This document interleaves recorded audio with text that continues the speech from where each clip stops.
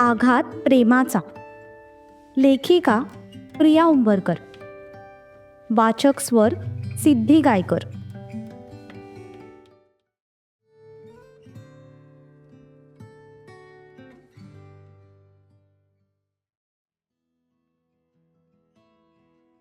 शिव? तारा शिवराजला शोधत होती. शोधत शोधत ती किचन मध्ये आली होती. पण समोर जे काही दिसलं ते बघून तिने डोक्याला हात लावला. युगाने जो शिरा बनवला होता त्याचा अख्खा बोल घेऊन तो उभा होता आणि उभ्या उभ्या शिरा खात होता. शिव, हे काय करताय तुम्ही? दिसत नाही का शिरा खातोय? तू पण ट्राय कर ग. सोनबाई खरंच सुगरण आहे. मस्त बनवलाय तिने शिरा. त्याने एक चमचा शिरा घेतला आणि तारा काही बोलायच्या आधीच तो चमचा सरळ तिच्या तोंडात कोंबला. तसे तिचे तोंडापर्यंत आलेले शब्द त्या शिऱ्यामध्ये मिसळून गेले.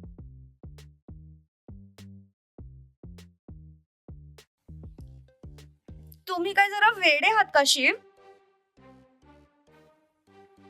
हो, माहित नाही की काय तुला. शिवा होता तो, निर्लज्जच शेवटी. सोबत एका मागोमाग एक शिऱ्याचा चमचा तोंडात कोंबायचं काम सुद्धा सुरू होतं. थोड्या वेळापूर्वी घरात काय झालंय पाहिलं नाहीये का तुम्ही? घरात तणावपूर्ण वातावरण झालंय आणि या वातावरणात पण तुम्हाला शिऱ्याचं पडलंय. सत्यजित दादा आणि दुर्वाताई किती टेन्शन मध्ये असतील. शिवाय युगाचा चेहरा पाहिला होता तुम्ही? आणि समू, त्याला तर इतक्या रागात मी आजपर्यंत कधीच पाहिलं नाहीये जितका तो आज युवराजकडे बघत होता. घरात इतकं सगळं सुरू आहे आणि ते सगळं सोडून तुम्ही किचन मध्ये येऊन हा शिरा खाताय? सिरियसली शिव? हे बघ पसारा. तारा. हा तेच ते. सगळ्यात पहिली गोष्ट, तुला जर असं वाटत असेल ना की त्या चिल्लर पोरामुळे भाई टेन्शन मध्ये असेल तर तो तुझा सगळ्यात मोठा गैरसमज आहे. भाई जितका वरवर शांत दिसतो ना तितकाच आतून वादळासारखा आहे. आणि त्याच्यातलं वादळ जेव्हा बाहेर येतं ना तेव्हा आजूबाजूचे सगळे स्वाहा होऊन जातात. त्यामुळे मला त्या युवराज, हा व्हॉट एव्हर, तो पोरगा आपलं काही घंटा बिघडवू शकणार नाही. दुसरी गोष्ट, युगाला सांभाळायला आपला समूह समर्थ आहे. आणि राहिला समूचा प्रश्न तर विसरू नकोस, तो सत्यजित पाटीलचा मुलगा आहे. तो भाईसारखा संयमी, माझ्यासारखा रागीट आणि सूर्यासारखा निर्मळ मनाचा आहे. त्यामुळे तू त्याचं टेन्शन घेऊ नको. सगळं ठीक होईल. आणि हो, आता माझ्या सुनेने इतक्या प्रेमाने शिरा बनवलाय आणि सगळेच गायब झाले. हे बरं नाही दिसत ना. काय वाटेल तिला की मी सगळ्यांसाठी इतक्या प्रेमाने शिरा बनवला आणि कोणीच खाल्ला नाही. म्हणून मी विचार केला की ऍटलिस्ट शिरा संपवायची जबाबदारी तरी मी माझ्या खांद्यावर, आय मीन तोंडावर घेतो. व्हॉट? आता अशी का बघतेस? मला सांगा शिव, मी जर कधी मेले तर माझ्या 10व्याला तुम्ही शिरा ठेवाल? अगं, ही काही सांगायची गोष्ट आहे? सगळ्यात आधी मेनू मध्ये मी तेच ऍड करेन. तशी तारा मारक्या म्हशीसारखी त्याच्याकडे बघू लागली.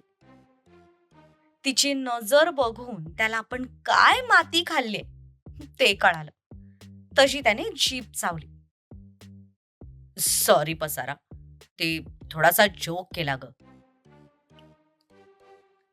जोक तर मी बनवून घेतलाय माझ्या आयुष्याचा, तुमच्याशी लग्न करून. खा तुम्हीच तो शिरा. तारा तशीच पाय आपटत तिथून निघून गेली. अरे यार, काय बायको आहे, थोडं सुद्धा मस्करी मस्ती सहन करत नाही. काय शिकली मग ही इतक्या वर्षात माझ्याकडून? नाही, तसं तर बरंच काही शिकली आहे म्हणा. उगीच थोडी ना 2 पोरं झाली आम्हाला. त्याने पुन्हा शिऱ्याचा बाऊल हातात घेतला आणि राहिलेला शिरा खाऊ लागला.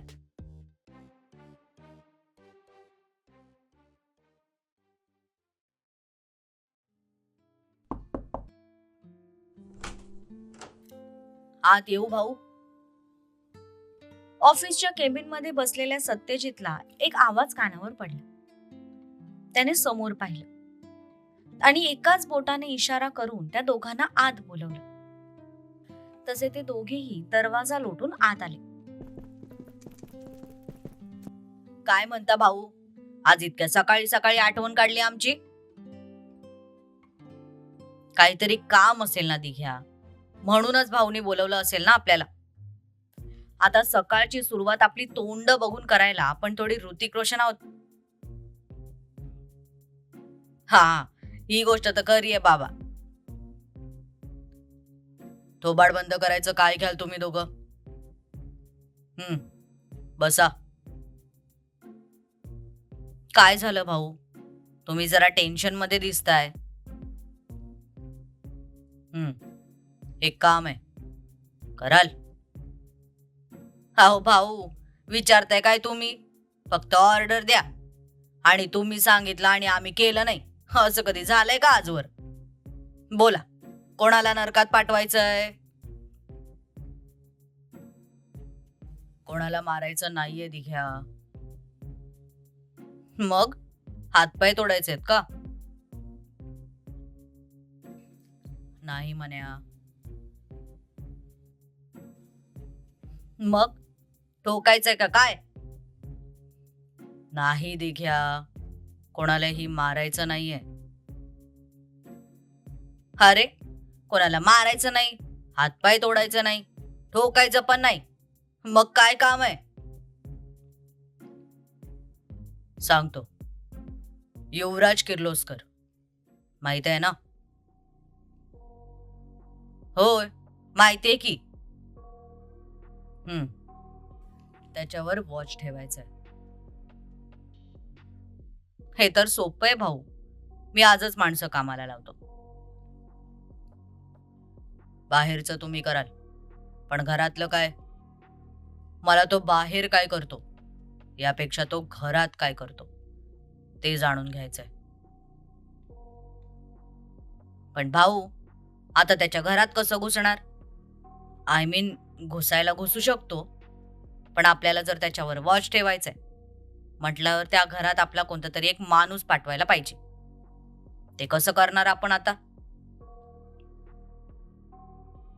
त्याचाच तर विचार करतोय सकाळपासून, की त्याच्या घरात आपला माणूस पाठवायचा कसा. भाऊ, तुम्ही म्हणत असाल तर मी माळी बनून जाऊ का त्याच्याकडे? नाहीतर ड्रायव्हर म्हणून जातो. येडा का खुळा रे दिघ्या तू? तो युवराज काय तुला बावळट वाटला का, जे तू तोंड घेऊन जाशील आणि तो लगेच तुला नोकरीवर ठेवून घेईल?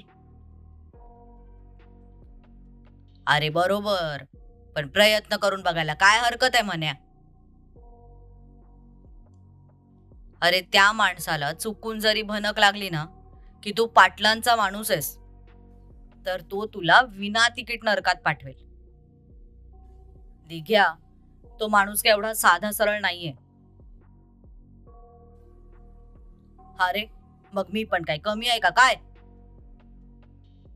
दिघ्या, तुझं वय बघ, त्याचं वय बघ. अरे, तरुण रक्त आहे ते, एका झापडीत खाली पाडेल तुला.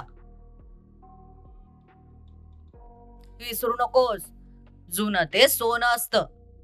ताकद भलेही कमी असेल आता माझ्या अंगात, पण जिथे शक्ती काम करत नाही तिथे युक्ती काम करते. हे भाऊंकडूनच शिकलोय मी. राहू दे राहू दे, माझं अर्ध आयुष्य गेलंय दिघ्या तुझ्यासोबत, त्यामुळे तुझ्याबद्दल मला काहीही सांगू नको. बरं भाऊ, मला वाटतं आपण दुसरा काहीतरी विचार करायला हवा. बाहेरचं टेन्शन तुम्ही घेऊ नका.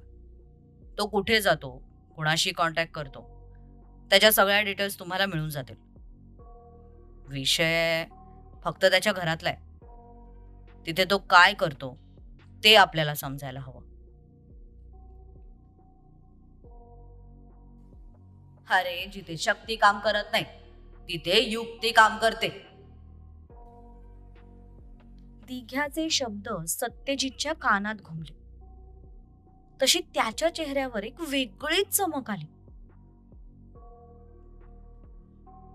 ठीक आहे, तुम्ही बाहेर त्याच्यावर वॉच ठेवा. घरातलं बघू आपण नंतर काय करायचं ते. मला थोडा विचार करू द्या. ओके भाऊ. जा आता तुम्ही. तसे ते दोघेही उठून उभे राहिले, जायला निघाले. पण दारात जाताच दिघ्या थांबला. त्याने मागे वळून सत्यजितकडे पाहिलं. भाऊ, हा, आज रात्री बसायचं का रंकाळ्यावर? तुमचं डोकं तिथे सगळ्यात जास्त चालतं. तसा सत्यजित फक्त गालात हसला. नालायक बेवड्या, तुला फक्त पिण्याचा बहाणा पाहिजे. चल इथून आधी. मन्याने त्याची मान पकडली आणि त्याला बाहेर घेऊन गेला.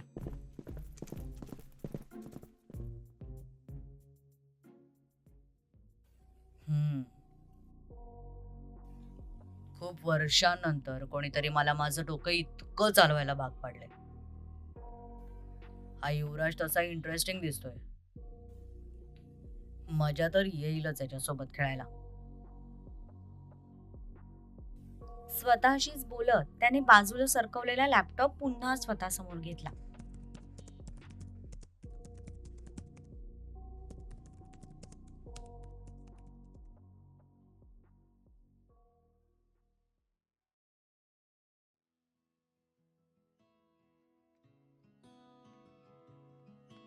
काय? ते दोघं तिथे आले होते? नुकताच युगाने रूपाला फोन केला होता. सकाळपासून विचार करून करून तिचं डोकं फुटायची वेळ आली होती. त्यामुळे निदान रूपाशी बोलून थोडं रिलॅक्स व्हावं असं तिला वाटत होतं. हो ग रूपा, पण आज युवराज एकदम वेगळाच वागत होता. हे बाई, तू ना त्या सरड्याच्या चेहऱ्यावर जाऊ नकोस हा. तुझ्या त्या नट मोगऱ्या आजीचा नातू आहे तो. असा एका रात्री सुधारण्यातला नाहीये. रूपा, अगं काय बोलतेस तू आजीबद्दल? काही चुकीचं बोलत नाहीये. रिस्पेक्ट ना युगा वागण्यातून मिळवली जाते. आणि तुझ्या त्या घरचे रिस्पेक्ट देण्याच्या तर सोड, माणूस म्हणून घ्यायच्या पण लायकीचे नाहीयेत.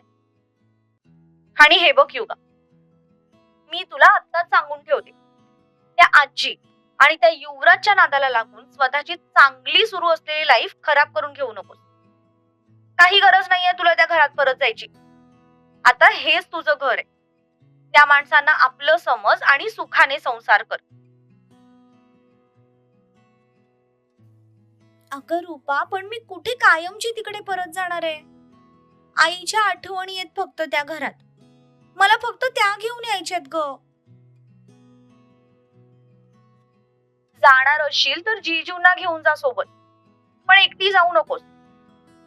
आणि हो, तिथे गेल्यावर कोणी तुझा ब्रेन वॉश करायचा प्रयत्न केला तरी त्यांचं काही ऐकू नकोस. तू तर आहेसच निरूपा रॉयची मानलेली नात. कुणी तुझ्या समोर रडलं की तुला त्याचा लगेच कनवाळा येतो. पण यावेळी जर तू त्यांच्या बोलण्यात येऊन काही चूक केलीस ना, तर मी सुद्धा तुझ्याशी मैत्री तोडे ना. आत्ताच सांगून ठेवते युगा. हा, तूच तर बाकी होतीस धमक्या द्यायची. सकाळी तो खडूस मला बोलून गेला आणि आता तू पण हे असं बोलतेस. रूपा यार, मी काय तुम्हा लोकांना मूर्ख वाटले का ग? आता जीजूंनी काय धमकी दिली तुला? हेच की जर आजच्या नंतर मी त्या घरात कधी त्यांच्या मर्जीशिवाय पाय ठेवला तर ते मला पुन्हा या घरात पाय ठेवू देणार नाही. मग काय चुकीचं बोलले ते? एकदम बरोबर बोललेत ती. आणि तू बावळट नसलीस ना युगा, तरी इमोशनल फुल आहेस. चांगला अनुभव आहे मला तुझा. ते उगीचच माझ्यासारखी मैत्रीण तुझ्यासोबत होती ना, म्हणून तू इतके वर्ष जिवंत तरी राहिली. नाहीतर त्या लोकांनी चहामध्ये विष टाकून जरी तुला दिलं असतं ना, तरी तू ते हसत हसत पिलं असतं आणि मेली पण असतीस इतक्यात. झाले टोमणे मारून? हो, झाले. मग आता ठेवू मी फोन? हा, तसं तर ठेवू शकतेस, पण तुझ्याकडे फोन कसा ग आला? त्या खडूसने घेऊन दिलाय नवीन फोन. हो हो, न्यू फोन, न्यू घर, न्यू पती. मज्जा आहे बाबा एका मुलीची. काही मजा वगैरे नाहीये. हा, मी कशी त्या माणसासोबत एका खोलीत राहते ना रूपा, माझं मला माहितीये. चल झूठी, मजे तो लेती होगी तू भी, बस बताएगी नहीं. वैसे एक बात तो पूछना भूल ही गई मैं. आता काय राहिलंय? कालची रात्र कशी गेली ग? काही झालं का? अरे अब बोल भी दे कुछ. कहाँ खो गई? जीजू ऍक्टिव्ह तर आहेत ना ग? रूपा, हे असले फालतूचे प्रश्न ना परत मला कधीच विचारू नकोस. हा माझा नवीन नंबर आहे, तू सेव्ह करून घे आणि ठेव आता फोन. बाय.